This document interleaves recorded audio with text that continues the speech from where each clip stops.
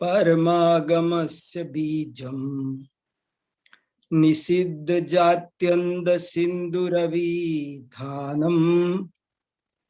सकल नय विलसितानां विरोधमथनं नमाम्यनेकान्तम् विरोधमथनं नमाम्यनेकान्तम्। हम सब आप्तमीमांसा ग्रंथ का स्वाध्याय कर रहे हैं, जिसकी रचना आज से लगभग 1900 वर्ष पहले आचार्य समंतभद्र स्वामी ने की है। और ये ग्रंथ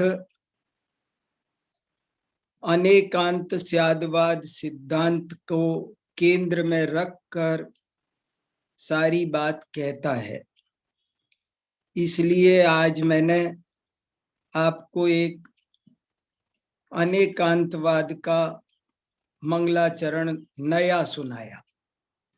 हम अब तक मोक्ष मार्गस्य नेतारम आपको सुना रहा था, क्योंकि वो इसका आधार है। और अब मैं आपको कुछ नए मंगलाचरण भी जो अनेकांत स्यादवाद पर आए हैं शास्त्रों में, उनको सुनाने की कोशिश करूंगा। इनको आप अलग से लिख सकते हैं, बहुत अच्छे अच्छे हैं। और उनमें जो बात कही गई है वो भी समझने लायक है। एक एक मंगलाचरण पर ही हम एक एक घंटा बात कर सकते हैं, लेकिन मैंने सोचा आपको थोड़ा संकेत तो करूं कि ऐसे ऐसे सुंदर मंगलाचरण भी ध्यान देने लायक हैं। आज मैंने जो मंगलाचरण किया है उसे आचार्य अमृत चंद्र स्वामी ने आज से 1000 वर्ष पहले पुरुषार्थ सिद्धि उपाय नामक ग्रंथ में लिखा है। और इसमें ये लिखा है कि जो अनेकांतवाद है वो परमागम का बीज है। कहीं कहीं बीज की जगह जीव शब्द भी आया है। परमा कहीं तो लिखा है परमागमस्य बीजम, और कहीं लिखा है पाठांतर है कि परमागमस्य जीवम। और दोनों ही बहुत अच्छे हैं। इन दोनों प्रयोगों में कोई भी अशुद्ध नहीं है। जैसे बीज से ही विशाल वटवृक्ष बनता है, ऐसे ही मानो स्यादवाद से ही पूरा जिन शासन का विशाल वटवृक्ष खड़ा हुआ है। इसलिए उसे बीज भी कह सकते हैं और उसे जीव भी कह सकते हैं। जीव का मतलब होता है आत्मा, प्राण। ये संपूर्ण जिन शासन का प्राण है, इसलिए इसको हम परमागम का प्राण है। जैसे शरीर में से प्राण निकल जाए तो फिर शरीर मिट्टी है, ऐसे ही जिन शासन में से स्यादवाद निकल जाए तो जिन शासन कुछ भी नहीं है, निष्प्राण है। मुझे ये बहुत ही पसंद और बहुत ही महत्वपूर्ण श्लोक लगता है, इसलिए आज आप सबका ध्यान आकर्षित किया। देखो भैया, स्यादवाद को अच्छे से समझना जरूरी है। स्यादवाद स्यादवाद कहते तो बहुत हैं, कोई मना नहीं करता, सब कहते हैं हम स्यादवाद को मानते हैं। लेकिन स्यादवाद का स्वरूप जानना और उसको ठीक से मानना ये बहुत बड़ी बात है, और लोग प्राय नहीं मानते हैं, ऐसा मेरा अनुभव है। उसको ठीक से समझने वाले बहुत कम लोग दिखाई देते हैं, जबकि यही जैन दर्शन की असली विशेषता है। जैन दर्शन का जैन दर्शनत्व स्यादवाद में ही निहित है। अगर स्यादवाद समाप्त है तो जैन दर्शन समाप्त है। फिर जैन दर्शन में और अन्य दर्शन में कोई अंतर नहीं रह जाएगा। सारी बातें वहां भी वही हैं यहाँ भी वही हैं। एक ही फर्क है कि यहाँ वे सब बातें स्यादवाद से हैं और वहां वे सब बातें एकांतवाद से है। इस बात को हम जितनी जल्दी समझेंगे, जितने अच्छे से समझेंगे, उतना ही हमको जिन शासन का मर्म समझ में आएगा।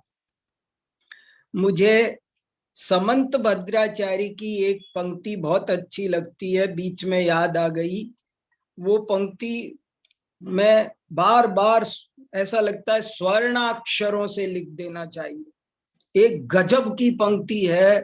स्वयंभू स्तोत्र में आचार्य समंत भद्र स्वामी ने लिखा, सर्वथेति प्रदुष्यन्ते पुष्यन्ति स्यादिति यते। इतनी गजब की पंक्ति है, इसका अर्थ सुनो आप। इसका अर्थ है सत्य और असत्य में केवल इतना अंतर है, बाल बराबर का अंतर है। सत्य और असत्य के बीच बाल बराबर का अंतर है। क्या अंतर है? कि ये अंतर है कि सर्वथा लगा हो तो असत्य है और स्यात लगा हो तो सत्य है। कमाल ही कर दिया। स्यात लगा हो तो वो सत्य है और सर्वथा लगा हो तो वो असत्य है। मैंने आपको एक ग्रुप पर स्यात पद का महत्व लेख भेजा है, आपने पढ़ा है सबने, और वो मुझे कितना आनंद आ रहा है और क्या मैं अमृत पान कर रहा हूं। मेरे पास कोई शब्द नहीं है उसे व्यक्त करने के लिए, लेकिन आपको बार बार कहना चाहता हूं कि इस चीज को अच्छे से समझना है।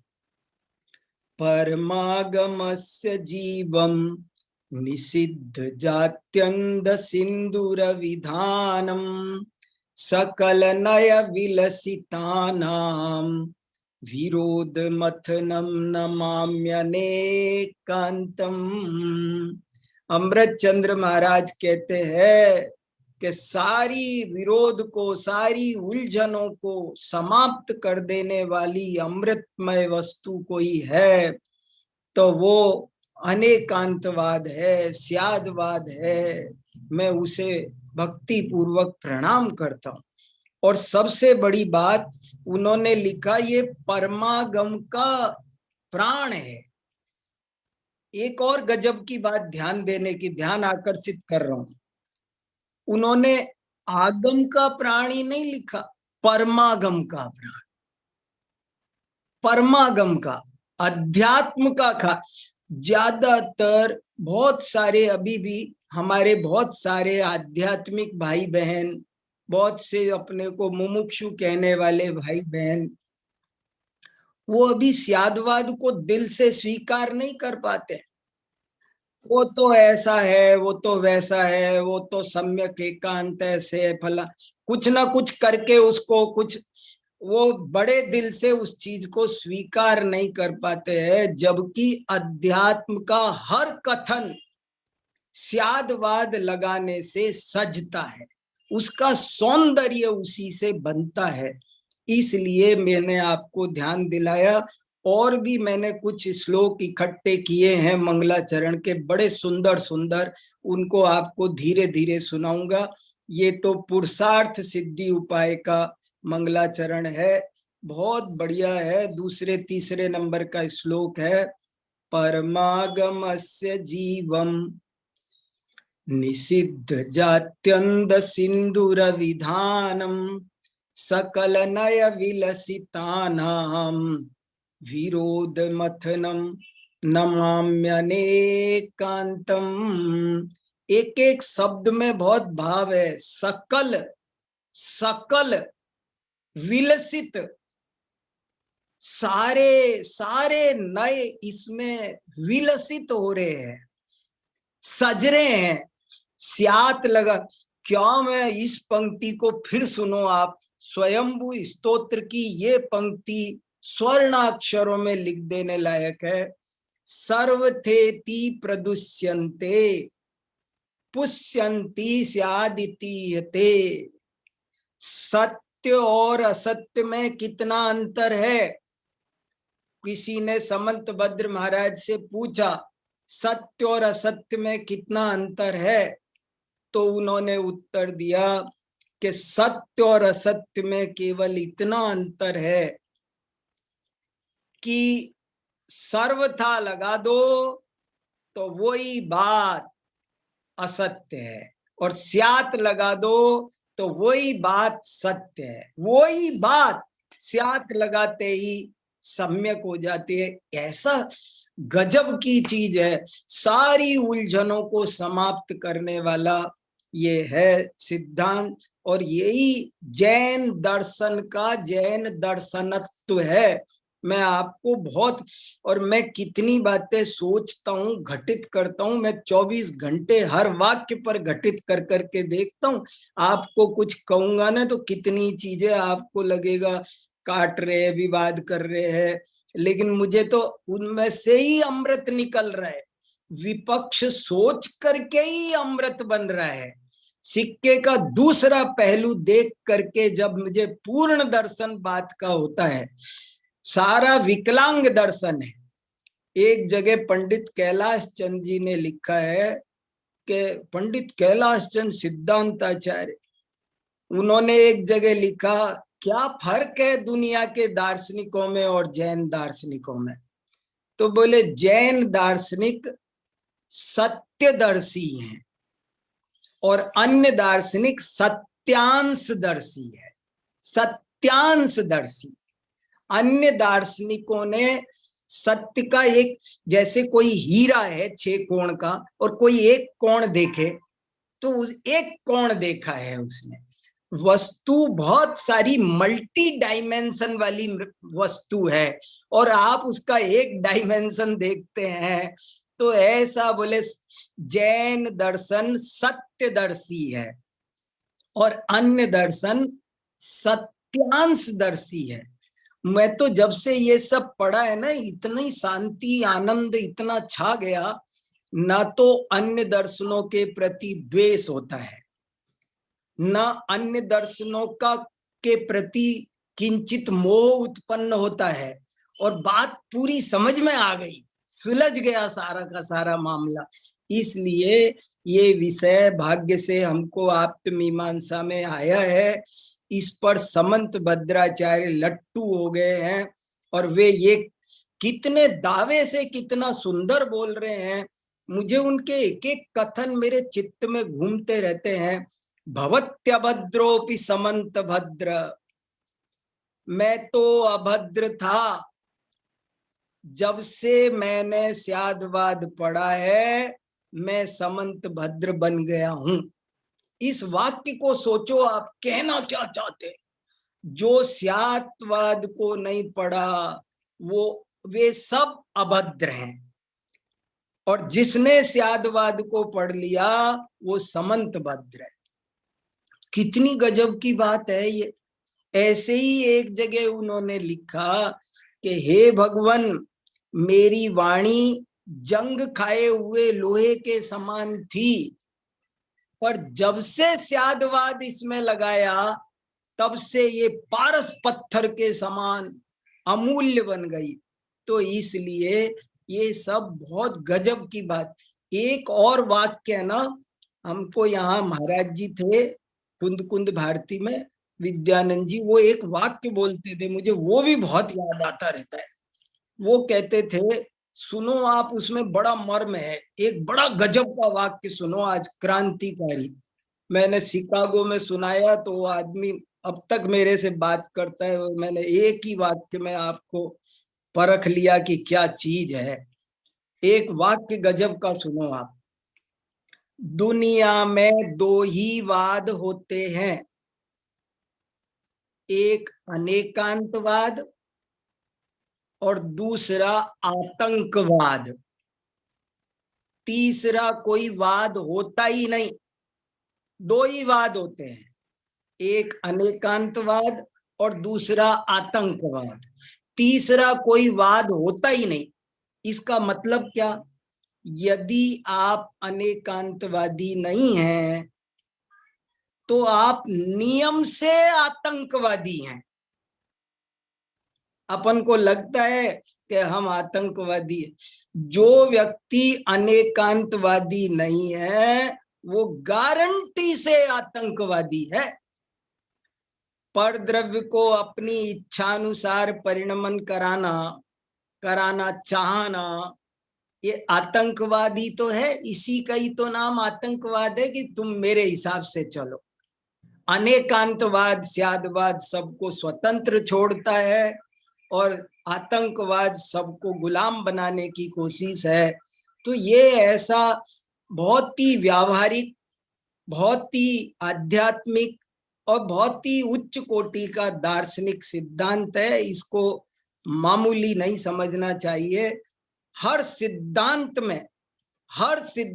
में तिल के तेल की भांति स्यादवाद की किरणें भरी हुई है और हमें उसे समझ, पूरा आप्त का आप्तत्व स्यादवाद से सिद्ध हो रहा है। आप्त की वीतरागता, सर्वज्ञता, हर पूरा तत्व ज्ञान यहाँ इससे निकल कर आ रहा है। इसलिए हमको थोड़ा इस पर ध्यान देना है।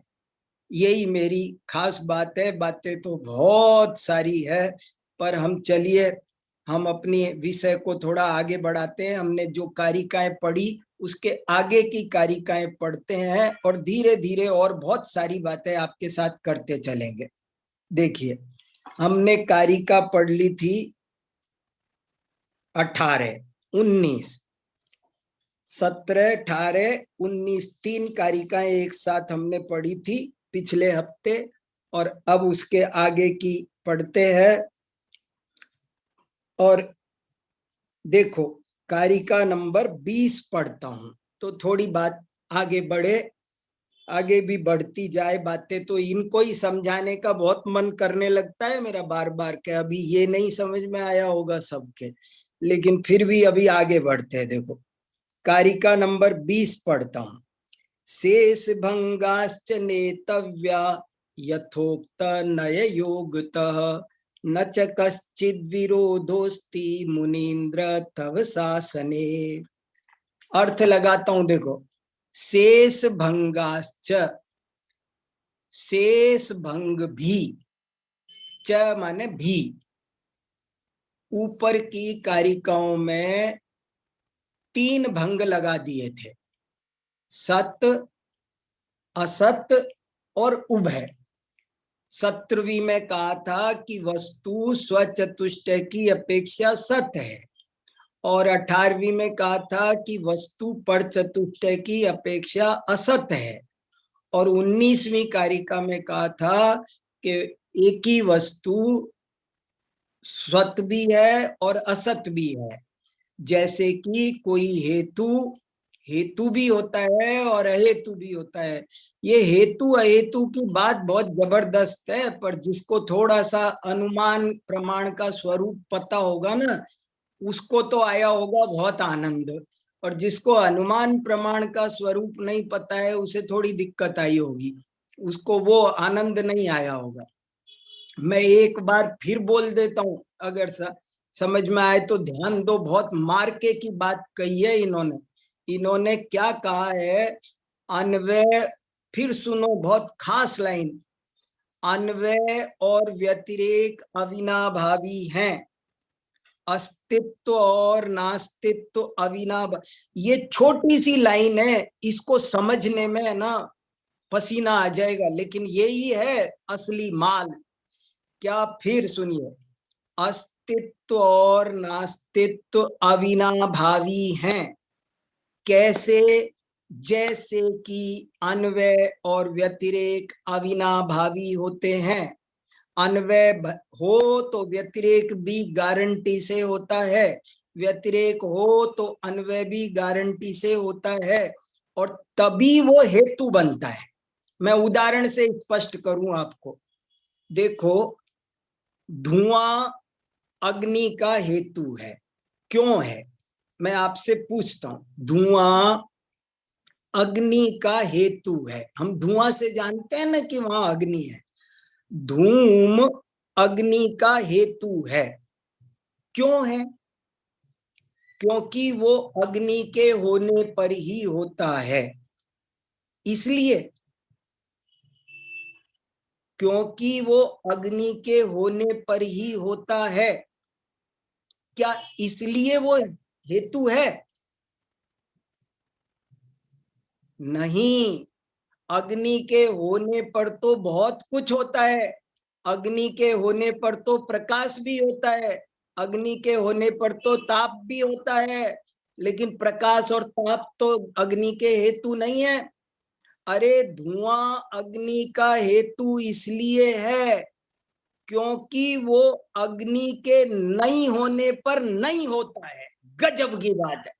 व्यतिरेक अग्नि के नहीं होने पर नहीं होता है, उसकी क्वालिटी है। हेतु की क्वालिटी अभावात्मक कितनी जबरदस्त है।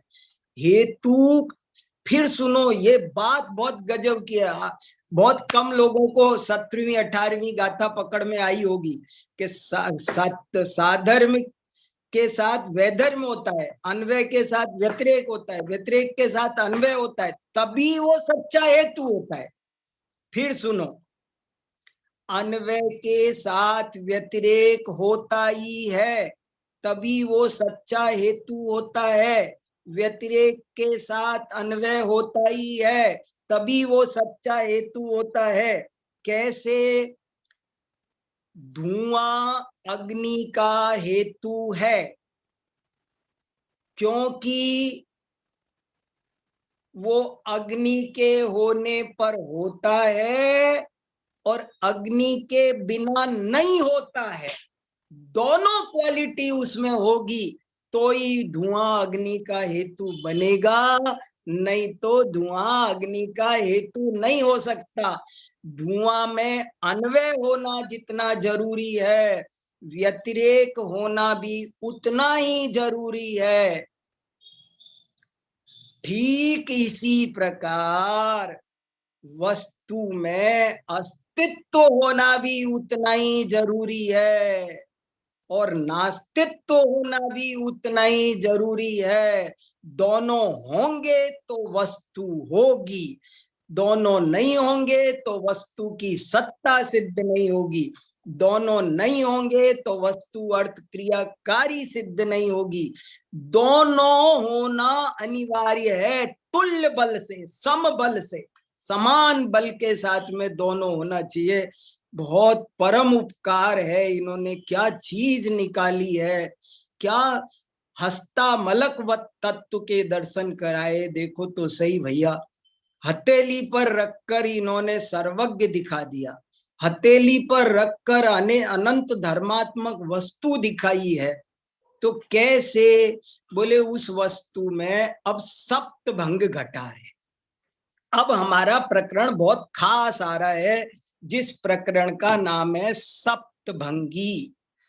आप ये समझ लो, आप ऐसा समझ लो, हम ये कारिकाएं तो पढ़ रहे हैं, लेकिन आप ये समझ लो कि अब हमको क्या समझना है। अब हमको एक सिद्धांत समझना है जिसका नाम है सप्तभंगवाद। अनेकांत सुना आपने, स्यादवाद सुना, और अब जो सिद्धांत आप सुनने जा रहे हैं उस सिद्धांत का नाम है सप्तभंगवाद। थोड़ा जटिल है पर बड़ा सुंदर है, बहुत काम का है, बहुत सरस है, अद्भुत है। अब हम थोड़ी चर्चा सप्तभंगवाद की इसके बहाने करेंगे, तब हमको ये सारी कारिकाएं समझ में आएंगी। सप्तभंगवाद या कहो सप्तभंगी सिद्धांत, इसका नाम जैन, आपको जगह जगह लिखा मिलेगा, जैन दर्शन का सप्तभंगी सिद्धांत। और मैंने स्पष्ट किया था, पर अभी कोई नए बैठे हो तो 1 मिनट की बात है, मैं फिर से रिपीट करता हूं। 3 चीजों में क्या अंतर है? एक है अनेकांत, एक है स्यादवाद, और एक है सप्तभंगवाद। मेरा एक लेख भी है 2 पन्ने का, केवल 2 पेज का लेख है। उस लेख का नाम है अनेकांत, स्यादवाद और सप्तभंगवाद। बस मैंने 2 पेज में इन तीनों में फर्क क्या है, तीनों का आपस में क्या कोऑर्डिनेशन है, क्या इनमें भिन्नता भिन्नता फर्क समानता समानता क्या है वो बताइए। वो आपको मैं शॉर्ट में बता रहा हूं। देखो, अनेकांत का मतलब होता है अनेक धर्म जिसमें रहते हैं वह, अर्थात वस्तु। अनेकांत बहुब्रीही समास है। और अनेकांत का मतलब होता है वस्तु। जैसे ये पेन, घड़ी, चश्मा, रूमाल, टेबल, ये सब चीजें क्या है, ये अनेकांत है। जैसे हम इनमें एक वस्तुत्व गुण है इसलिए इनको वस्तु कहते हैं। इनमें एक द्रव्यत्व नाम का गुण है इसलिए हम इनको द्रव्य कहते हैं। इनमें एक जीवों में जीवत्व नाम का गुण है इसलिए उनको जीव कहते हैं। पुद्गलों में जड़त्व नाम का गुण है इसलिए उनको जड़ कहते हैं। प्रमेयत्व जो नाम का गुण है इसलिए उनको प्रमेय कहते हैं। गुणों के कारण गुणी का नामकरण होता है। तो अनेक धर्म रहते हैं इसलिए इनका नाम अनेकांत है। ऐसी दुनिया की कोई, जैसे आप ऐसे समझ लो सरल से कि वस्तु, पदार्थ और अनेकांत ये पर्यायवाची है। अनेकांत पदार्थ का पर्यायवाची है। मैं कहूं अनेकांत दिखाओ तो आप मेरा चश्मा उठा के दिखा सकते हो कि ये रहा अनेकांत। अनेकांत का मतलब है जिसमें अनेक धर्म रहते हैं वो वस्तु, वस्तु का नाम अनेकांत है। और स्यादवाद क्या होता है, स्यात् पदेन वदनम स्यादवादः। स्यादवाद कहाँ रहता है, वाणी में। अनेकांत कहाँ रहता है, वस्तु में। स्यादवाद कहाँ रहता है, वाणी में। स्यात पद लगाकर बोलना उसका नाम है स्यादवाद। स्यादवाद, स्यात लगा के बोलना कि इस वस्तु में एक अपेक्षा से ये है, एक अपेक्षा, जिसमें परस्पर विरोधी अनंत धर्म रहते हैं उस वस्तु को कहते हैं अनेकांत। और उन परस्पर विरोधी धर्मों को स्यात लगा लगा कर कहने की पद्धति को कहते हैं स्यादवाद। जैसे उदाहरण के तौर पर मैं अनेकांत हूं, मैं खुद मैं अनेकांत हूं। मैं अनेकांत हूं माने मेरा नाम अनेकांत है, समझना। मैं अनेकांत हूं माने मेरे में अनंत धर्म है। मैं पिता भी हूं, मैं पुत्र भी हूं, मैं साला भी हूं, मैं बहनोई भी हूं, मैं पति भी हूं, मैं भाई भी हूं, मैं मामा भी हूं, मैं भांजा भी हूं, मैं चाचा भी हूं, मैं भतीजा भी हूं। बिल्कुल परस्पर विरुद्ध प्रतीत होने वाले अनंत धर्म मुझ में रहते हैं इसलिए मेरा नाम है अनेकांत। मैं वस्तु, मैं अनेकांतात्मक वस्तु हूं। और मैं मेरे चाचा जी की अपेक्षा भतीजा हूं और भतीजे की अपेक्षा चाचा हूं। भांजे की अपेक्षा मामा हूं, मामा की अपेक्षा भांजा हूं। पुत्र की अपेक्षा मैं पिता हूं, पिता की अपेक्षा मैं पुत्र हूं। इस स्थिति का नाम है, इस कथन पद्धति का नाम है स्यादवाद। और सप्तभंगवाद क्या है, स्यादवाद के विस्तार को सप्तभंगवाद कहते हैं। स्यादवाद का विस्तार, स्यादवाद तो 2 भंग बनाने से बन गया। केवल 2 भंग बोले ना कि मैं पिता भी हूं, पुत्र भी हूं, यहां दिन भी है रात भी है, बन गया स्यादवाद। स्यादवाद तो 2 पक्ष रखते ही बन जाता है। उसका विलोम आया कि स्यादवाद बन गया।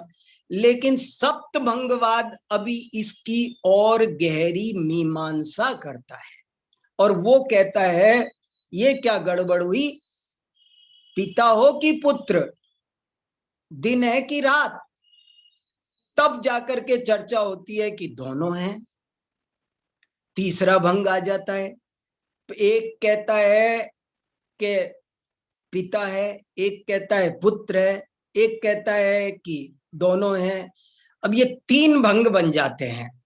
अब जब तीन भंग बन जाते हैं तो तीन के विस्तार से सात भंग बनते हैं। ये वैज्ञानिक नियम है, ये प्राकृतिक नियम है। कोई भी तीन चीज मिलाओ तो उनके कॉम्बिनेशन से सात चीजें बनेगी। उदाहरण के तौर पर एक बहुत अच्छा उदाहरण आता है कि समझ लो आपके हाथ में तीन चीजें हैं, आपके पास तीन चीजें हैं, हरड़, बहेड़ा और आंवला। तीन चीजें हैं, हरड़, बहेड़ा, आंवला। अब इन तीन के आपसे कहा जाए कि मैक्सिमम कॉम्बिनेशन कर लो और चूर्ण बनाओ, कितने तरह के बनेंगे? तो तीन से सात प्रकार के चूर्ण बनेंगे। हरड़, बहेड़ा, आंवला, तीन चीजें हैं, लेकिन चूर्ण कितने तरह का बनेगा? चूर्ण सात तरह का बनेगा। एक चूर्ण आप ऐसा बनाएंगे जिसमें सिर्फ हरड़ होगी, एक ऐसा बनाएंगे जिसमें सिर्फ बहेड़ा होगा, एक ऐसा होगा जिसमें सिर्फ आंवला होगा। फिर आप इनके कॉम्बिनेशन से बनाएंगे, एक ऐसा बना देंगे जिसमें ये तीनों होंगे, एक ऐसा होगा कि जिसमें हरड़ और बहेड़ा होगा, एक ऐसा होगा हरड़ और आंवला होगा, एक ऐसा होगा बहेड़ा और आंवला होगा। कुल मिलाकर सात तरह के चूर्ण आप बना सकते हो। आठवें तरह का नहीं बन सकता, छह भी नहीं बन सकता। सप्तभंग, देखो सप्तभंग की बहुत सुंदर परिभाषा है।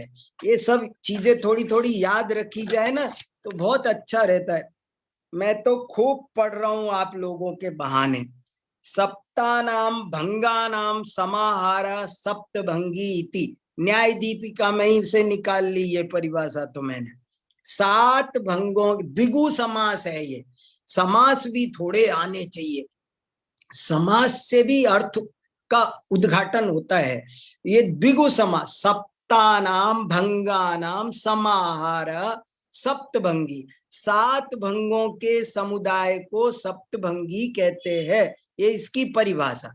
ये तो व्युत्पत्ति है, वास्तव में परिभाषा नहीं है। परिभाषा क्या है वो सुनो आप। सप्तभंगी की परिभाषा है एकस्मिन वस्तुनि, आचार्य अकलंक वाली परिभाषा पढ़ता हूं, और भी बहुत आचार्यों ने दी है, लेकिन आचार्य अकलंक की परिभाषा बहुत बढ़िया है राजवार्तिक में। एकस्मिन वस्तुनि प्रश्नवशात दृष्टेन इष्टेन च प्रमाण अविरुद्धा विधि प्रतिषेध विकल्पना सप्तभंगी। फिर सुनो, बहुत बढ़िया है, मैं लिख के ग्रुप पर डाल दूंगा, चिंता मत करो नहीं लिखा जाए तो। एकस्मिन वस्तुनि एकस्मिन वस्तुनि, बहुत मार्के का शब्द है। एक वस्तु में, वस्तु नहीं बदलनी है, नहीं तो यहां बहुत गड़बड़ होती है, हम वस्तु बदल देते हैं, वस्तु नहीं बदलनी है। एकस्मिन वस्तुनि, एक वस्तु, स्यादवाद का सौंदर्य तो एक ही वस्तु में है ना। तो एक वस्तु में प्रश्नवशात इतने प्रश्न पैदा होते हैं, सात प्रश्न पैदा होते हैं। एक, ये भी गजब की बात है, चर्चा करेंगे देखो आगे। एक ही वस्तु में के बारे में सात ही तरह की जिज्ञासा हो सकती है। देखो ये सात है ना, ये सात ही क्यों है, इस पर बहुत चर्चा हुई है, फुल बेंच है ये। विभक्तियां भी सात होती है, वार भी सात होते हैं, जैसे फेरे सात होते हैं ना। ऐसे भंग भी सात है। सात ही क्यों है, छह भी नहीं और आठ भी नहीं। मेरे ही समझ में नहीं आया, मैं बहुत माथा मारा, तब जाकर के मेरे समझ में आया। ओहो, तब आनंद आया। मैंने कहा कैसे, इसीलिए मैंने आपको उदाहरण दिया कि मान लो आपको तीन चीज दे दी जाए, हरड़, बहेड़ा, आंवला, तो और आपसे कहा जाए कि कॉम्बिनेशन रिपीट नहीं होना है, अलग अलग कितने भी करो, रिपीट नहीं करना, तो आप कितने चूर्ण बनाएंगे? तो सात तरह के चूर्ण बन सकते हैं। तो ऐसे ही तीन भंग है, अस्ति, नास्ति, और अस्ति नास्ति। तो इसको मिला करके कितने भंग बनेंगे?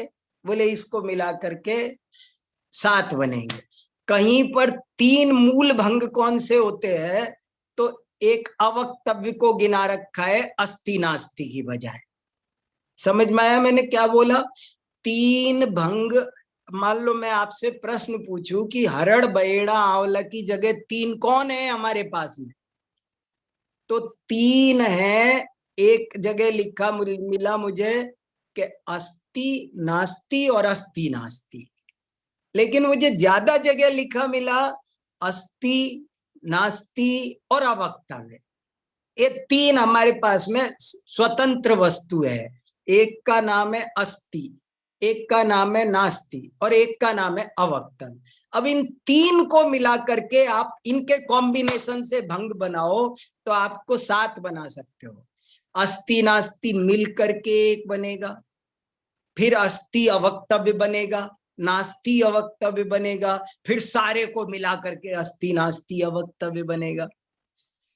एक शंकाकार ने शंका की, आपने वक्तव्य भी ले लेते, एक 8 हो जाते।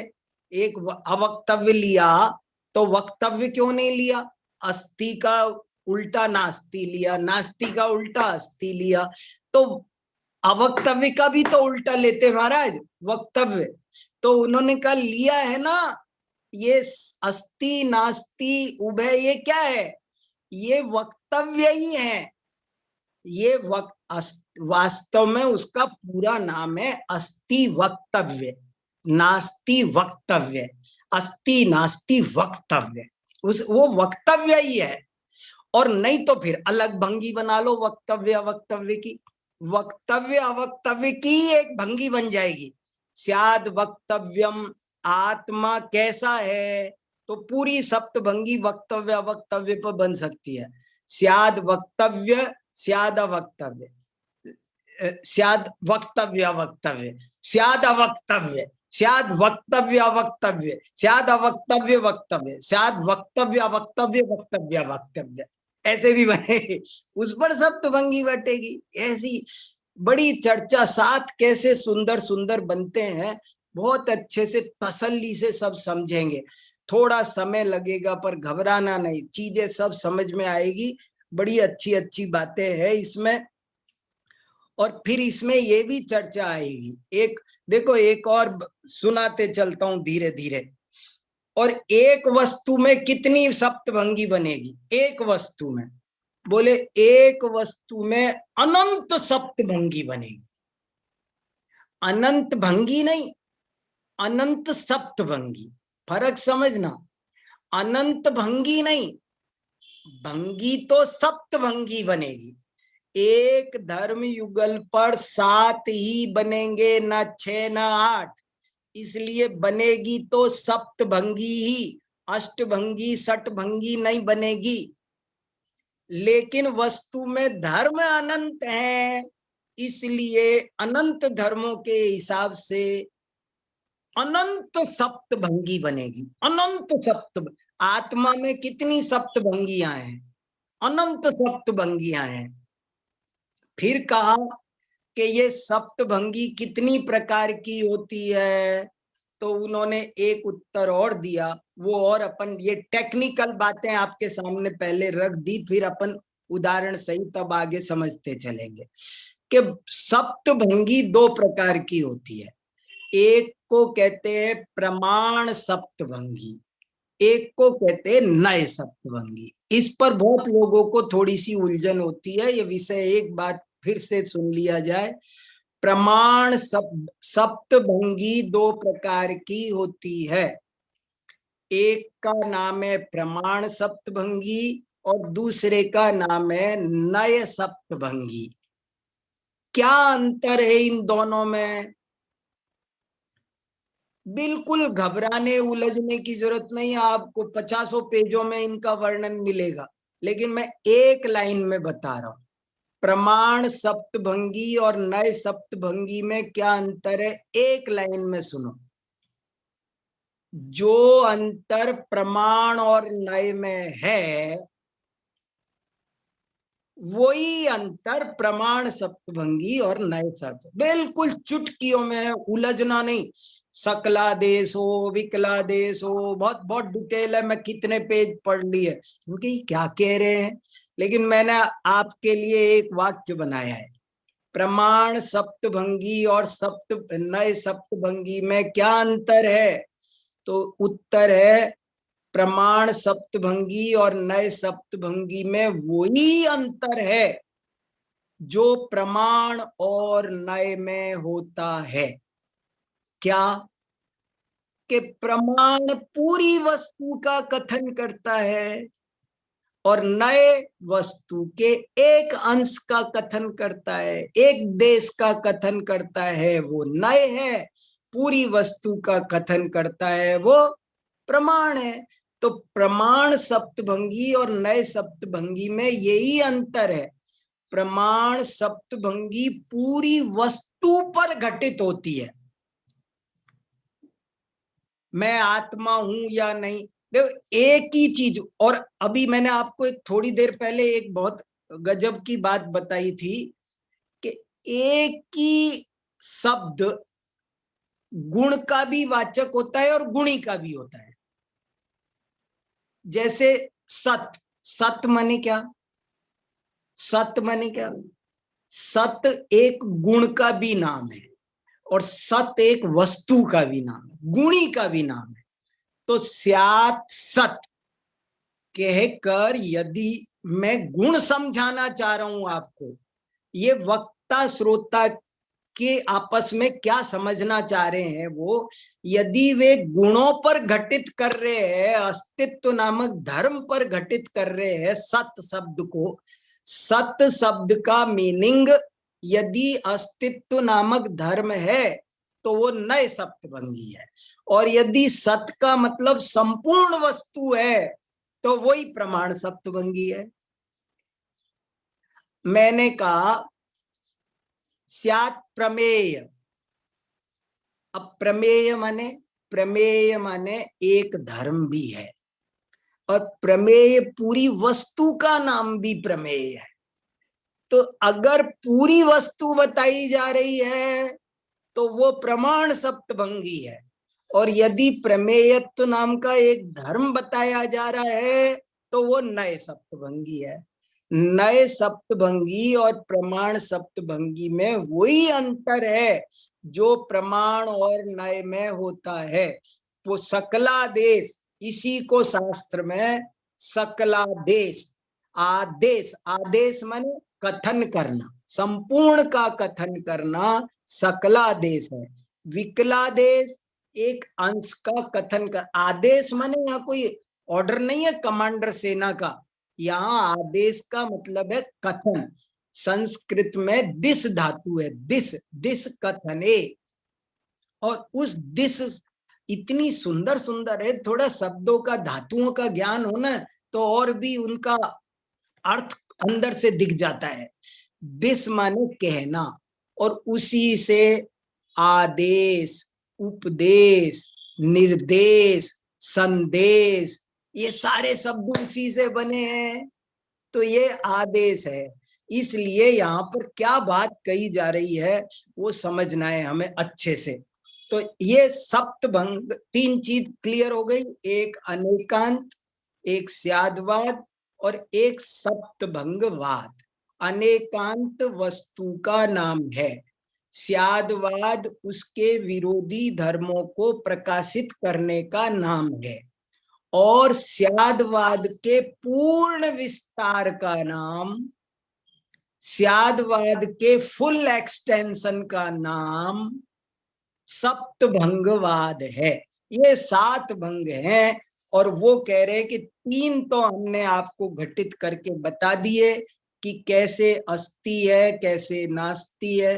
हाँ, गुण गुणी सब पर घटेगा, जब सत है गुण पर घटेगा तो वो नए सप्तभंगी है, और वस्तु पर घटेगा जैसे स्यात् जीवः। अब इसका क्या अर्थ लगाना? यदि आपका अध्यापक आपसे जीव नामक वस्तु समझा रहा है आपको, तो वहां पर वो प्रमाण सप्तभंगी है। और यदि जीवत्व नामक धर्म समझा रहा है तो वो नए सप्तभंगी है। एक ही सप्तभंगी में, मैंने लिखा है अपने लेख में, एक ही सप्तभंगी में बहुत बार ऐसा सिद्ध किया जा सकता है कि ये प्रमाण सप्तभंगी है, ये ही नए सप्तभंगी है। वो एक ही सप्तभंग की बेंच पूरी दोनों पे घट जाएगी।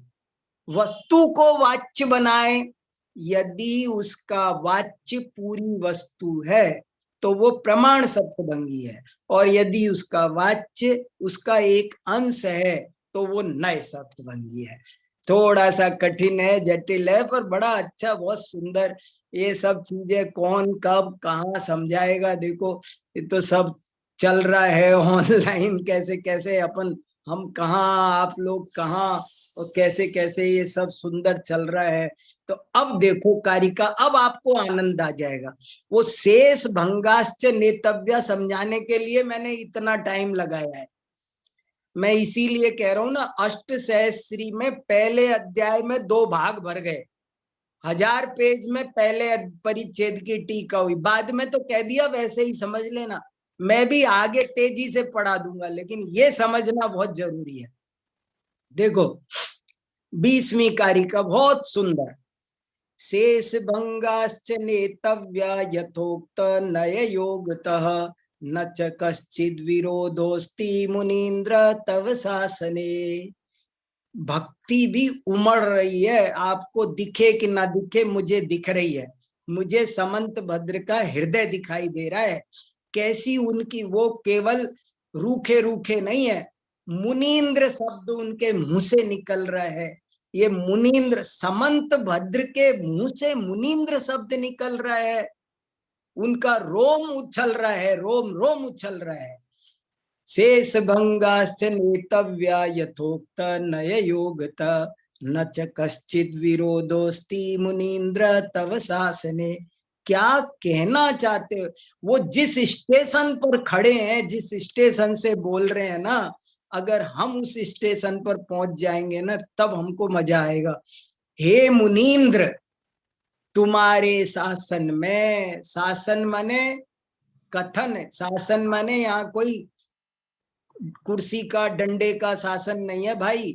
सास शब्द भी संस्कृत में सास कथने, सशास्ति माने सकथयति, सास माने कहना, शासन माने कथन। अब ये कितनों को पता होगा? आपके शासन में, शासन में माने आपके कथन में।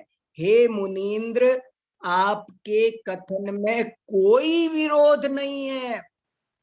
सातों भंग भली भांति नेतव्या घटित कर सकते हैं, कर लेना चाहिए। यथोक्त नय योगता, जैसे हमने ऊपर नए घटित करके बताए, वैसे ही आप भी और घटित कर कर करके देख सकते हैं। सब घटित हो जाएंगे, कोई भी दिक्कत नहीं आएगी, किंचित भी विरोध नहीं है।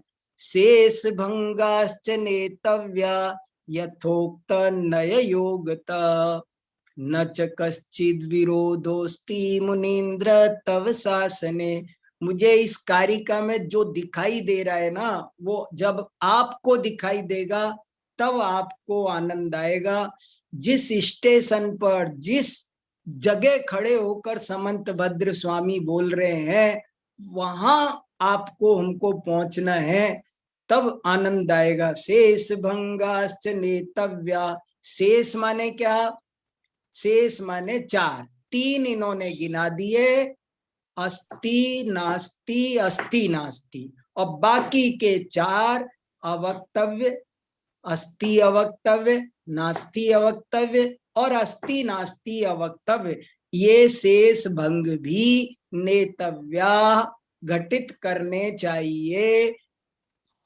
उचित उचित पूर्वोक्त विवक्षाओं के नए के को लगा लगा कर, जोड़ करके।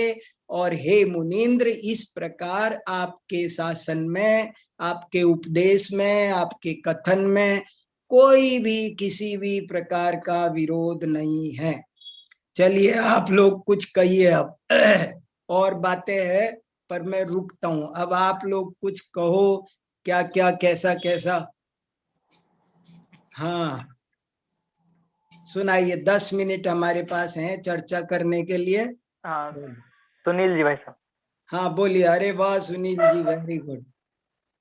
भाई साहब। हाँ सुनाओ भैया सुनाओ। जय सुनाओ, हिंद। हम क्या खेल तमाशे कर रहे हैं, कुछ तो बताओ। अंतिम 2 मिनट में जो आपने एक बहुत बड़ी बात कह दी, हाँ हाँ। इंद्र तव शासने, हाय हाय हाय हाय। कारिका के इस अंश में हाँ आपने दुनिया भर बोल दिया। हाँ तो समंतभद्र आचार्य की भक्ति भावना, हाँ वहां हमें पहुंचना, वो कहाँ ले जाना चाहते हैं, उनकी भक्ति भावना, तो सच में ये भक्ति साहित्य है एक हाँ अपेक्षा से। समंतभद्र आचार्य की कारिकाओं में भी बीच बीच में जहां इस प्रकार के हाँ। अरे हम भक्ति किसे कहते हैं? अरे कोई तो चापलूसी करता है तब हमारी समझ में नहीं आता कि ये भक्ति है। और समंत भद्र के मुंह से मुनीन्द्र शब्द निकल रहा है, न च कश्चित विरोधोस्ति। क्या गदगद हो रहे हैं वो, गदगद हो रहे। सही सही बात है। हाँ बहुत अच्छा, गदगद, बहुत बढ़िया, बहुत अच्छा। बहुत सुंदर भाई साहब। और सच में हाँ ये न्याय ग्रंथ वैसे देखा देखी कहने की एक पद्धति हो गई कि शुष्क है, लेकिन अरे इसमें अध्यात्म है, हर जगह भक्ति है और अरे हर जगह वैराग्य है। हाँ यह बहुत आनंद आया। वाह। सप्तभंगी के बारे में यह खुलासा आया भाई साहब, वो जो हाँ आपने समझा कि वैसे तो भंग 7 ही होते हैं, न 6 होते हैं, न 8 होते हैं, हाँ और हाँ वैसे वो अनंत सप्तभंग होते हैं क्योंकि अनंत हाँ गुण। हाँ। बहुत सुंदर, बहुत सुंदर, बहुत बहुत आनंद। बढ़िया। आज मुझको विमला बहन जी दीदी दिखाई दे रही हैं। बहुत बढ़िया, अगर दीदी भी कोई बात बोले तो बहुत अच्छा लगेगा। जी पर दीदी अनम्यूट नहीं हो रहे हो आप। दीदी आप वहीं से अनम्यूट कीजिए। तब तक शैलेश जी को सुन लो, चलो। हाँ हो गए, हाँ दीदी अब अरे दीदी फिर से अनम्यूट हो गए वापस। हाँ अब हाँ, बोलिए, हाँ अब बोलिए। हाँ दीदी। प्रमाण सप्तभंगी है ना, हाँ दीदी। उसको जरा डिटेल ले लो ना। हाँ कल लेंगे थोड़ा सा। नए ठीक है। सप्तभंगी तो अपन कह के बता सकते हैं, हाँ परंतु प्रमाण सप्तभंगी में तो सिर्फ ज्ञान में आ सकती है, वचन में कैसे करेंगे? हाँ मतलब ये ठीक है। थोड़ा सा मुझे खुलासा चाहिए कि ठीक है दीदी, नए सप्तभंगी तो आसानी से आ जाती है। ठीक है दीदी, मुझे आज का समय दो, आप थोड़ा सा पढ़ने सो तैयारी करने को, कल मैं बताऊंगा। अच्छा। हाँ हाँ, सही तो है ये दीदी। हाँ विषय बहुत शैलेश जी। अच्छा है, बहुत अच्छा है। हाँ हाँ बहुत बढ़िया। हम्म। शैलेश जी यद्यपि के मैं हाँ शैलेश सप्तभंग जी। तरंगिणी में पढ़ा था, हाँ सप्तभंग तरंगिणी भी न्याय की है ना, न्याय की हाँ है। हाँ है ना, बहुत बढ़िया है मेरे मैं पास में। पढ़ा था, पर मेरे को है ना फिर भी प्रमाण सप्तभंगी अपन कैसे वचनों में कह सकते, एक नहीं आ रहा है। ठीक है ठीक है। ठीक है, ठीक, मैं थोड़ा सा तैयारी करके कल कुछ कहने की कोशिश करूंगा। ठीक। शैलेश जी। जय जिनेन्द्र साहब। हाँ जय जिनेन्द्र, सुनाइए।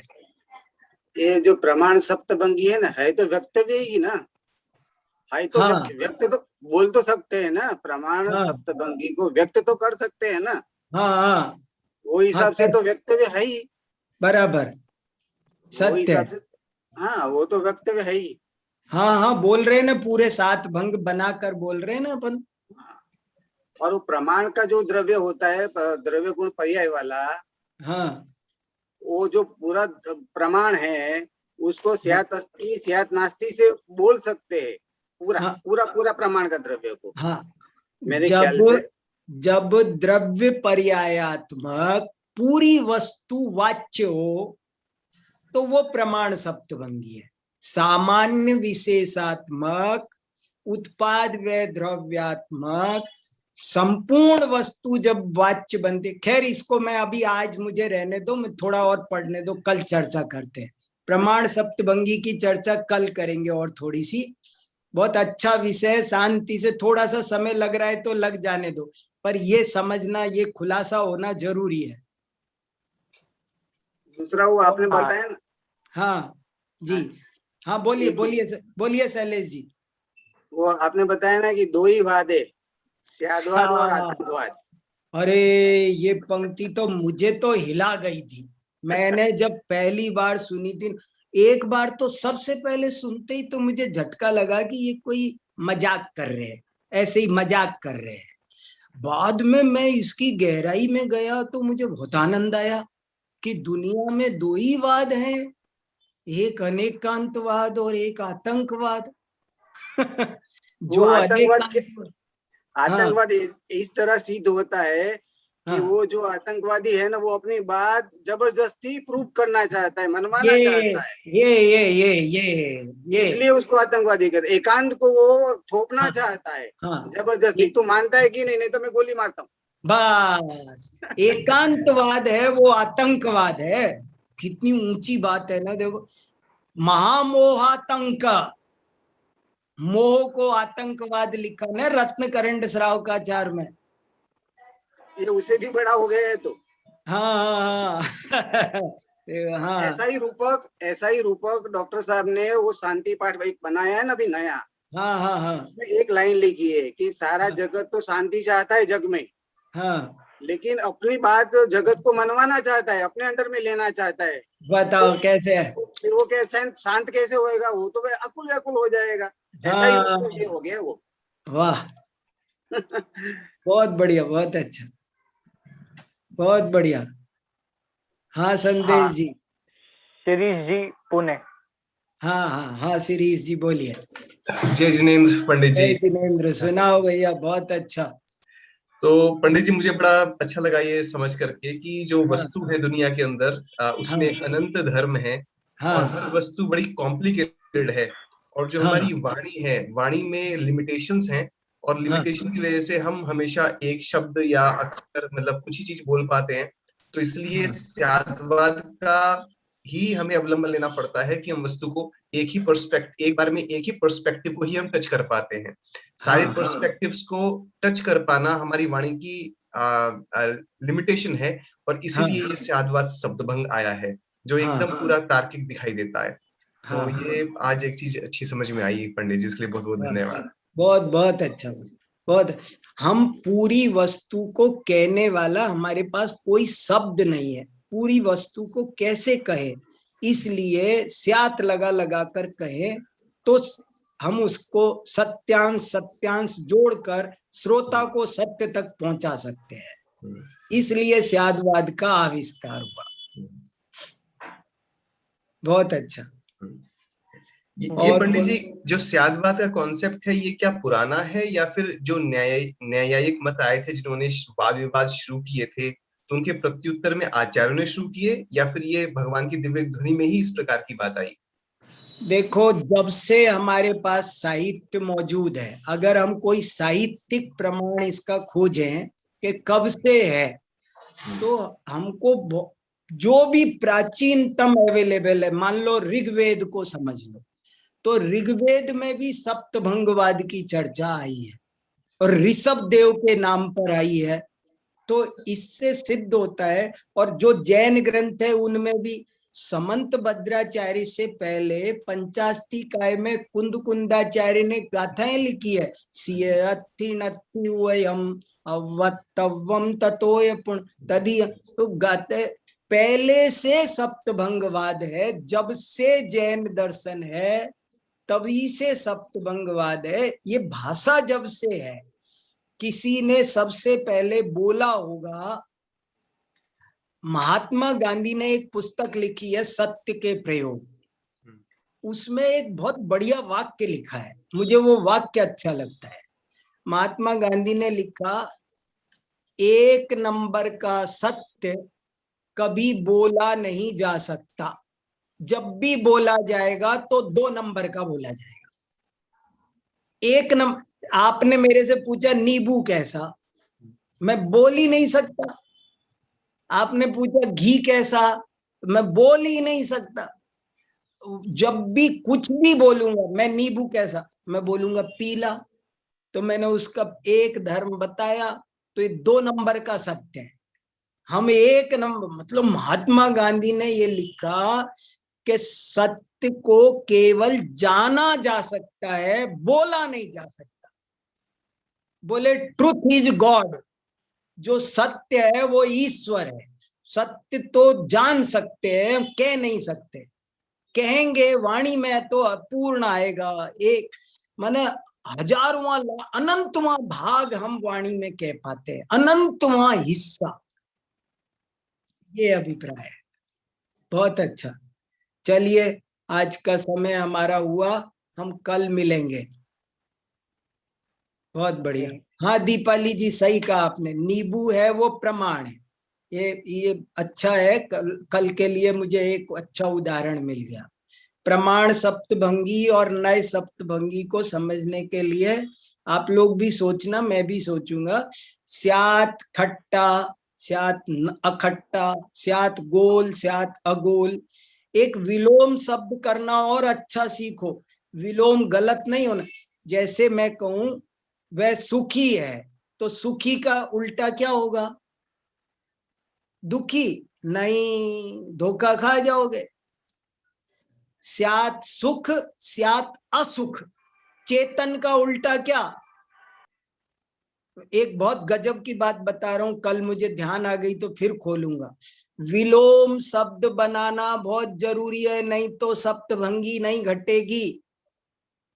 नित्य का उल्टा अनित्य है, सुख का उल्टा असुख है, चेतन का उल्टा अचेतन है। ऐसी भी स्थिति हो सकती है जहां सुख भी ना हो, दुख भी ना हो, लेकिन सुख और दुख इनको विलोम मानेंगे तो बहुत गड़बड़ हो जाएगी। विलोम शब्द भी सही बनाना जरूरी है। चलिए ठीक है, समय होता जा रहा है, हो गया बहुत। संदेश जी पूर्ण करें आज का। जी, इस प्रकार हम आप्तमीमांसा ग्रंथ का अध्ययन करते हुए सप्तभंग विषय की बहुत गहराइयों में हम सीख रहे हैं। सप्तभंग असल में कहते किसे हैं, हम ऊपर ऊपर से परिभाषाएं तो पढ़ लेते हैं, लेकिन बहुत गहराइयों में आदरणीय भाई साहब के माध्यम से हम जा रहे हैं। और अनेकांतवाद क्या है, स्यादवाद क्या है, इसको बहुत विशेष तरीके से आप पढ़ा रहे हैं। सबसे अच्छी बात मुझे ये लगती है कि यदि आदरणीय भाई साहब का बाद में भी कोई भी व्यक्ति कोई सा भी व्याख्यान खोल लेगा तो उसको ऐसा नहीं लगेगा कि मैंने पहले से क्रम से नहीं पढ़ा या फिर मैं अभी पुराना पढ़ना चाहिए। कोई भी व्याख्यान यदि भाई साहब का कोई से भी क्रम का यदि खोल के देखेगा तो कुछ ना कुछ सीख कर जाएगा, कुछ ना कुछ नहीं सब कुछ समझ कर जाएगा। तो ऐसा बहुत सुंदर शैली में आदरणीय भाई साहब के माध्यम से बहुत स्पष्ट शैली में हम अनेकांत स्यादवाद और सप्तभंगवाद को समझ रहे हैं। कल पुनः हम मिलेंगे। बहुत जिज्ञासा है प्रमाण सप्तभंगी और नए सप्तभंगी के खुलासे के लिए, बहुत सारे प्रश्न भी हैं जिनका समाधान कल होगा। तो अभी हम जिनवाणी स्तुति के माध्यम से यही विराम लेंगे। अनंत धर्मणस्तत्वं पश्यन्ति प्रत्यगात्मनः अनेकांतमयीर्मूर्तिर् नित्यमेव प्रकाशताम्। ऐसी अनेकांत मूर्ति जिनवाणी माता को नमन करते हुए अभी की सभा को हम यहीं पर विराम देते हैं। सभी को जय जिनेन्द्र।